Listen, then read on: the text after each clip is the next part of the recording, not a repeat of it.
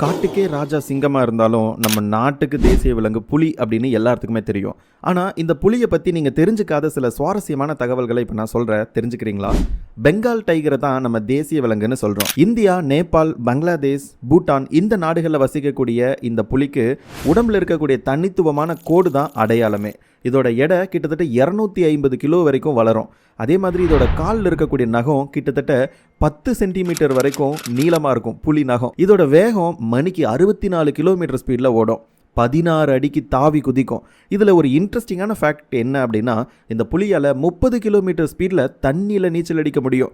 சிறந்த நீச்சல் வீரனும் கூட. ஒரே நைட்டில் 40 கிலோ வரைக்கும் இறைச்சியை, மாமிசத்தை சாப்பிடக்கூடிய திறன் இருக்குது.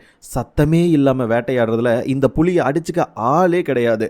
ஏன்னா இதோட கால்கள் மென்மையாக இருக்கிறதுனால நமக்கு நைட்டில் கண்ணு தெரியாது. ஆனால் இந்த புலியோட கண்ணு கிட்டத்தட்ட நம்மளை விட 6 மடங்கு நல்லா தெளிவாக நைட்டில் பார்க்கக்கூடிய ஒரு பார்வை திறன் இருக்குது. 1972 தான் நம்ம நாடு இந்திய தேசிய விலங்கா இந்த பெங்கால் புலியை தீர்மானம் செஞ்சு 1973 ப்ராஜெக்ட் டைகர் அப்படிங்கக்கூடிய திட்டத்தை அறிவிச்சு அதன் மூலமா இதை பாதுகாக்கவும் செஞ்சுட்டு இருக்காங்க. இந்த புலி பார்க்கவே ரொம்ப கம்பீரமா, அழகா, வலிமையா இருக்கும். இதை தேசிய விலங்கா தீர்மானிக்க இது ஒரு முக்கியமான காரணமா இருங்க. தேசிய விலங்குனா சும்மாவா?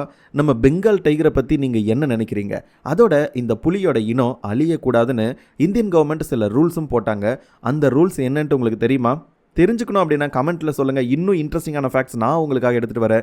எஸ், நம்மளுடைய சேனல் இது வரைக்கும் சப்ஸ்கிரைப் பண்ணாமல் இருக்கீங்க அப்படின்னா தயவு செய்து சப்ஸ்கிரைப் பண்ணிவிட்டு இந்த வீடியோக்கு ஒரு லைக் பண்ணிவிட்டு புலியை பற்றி தெரிஞ்சுக்காத மக்களுக்கு இந்த வீடியோவை ஷேர் பண்ணி வைங்க.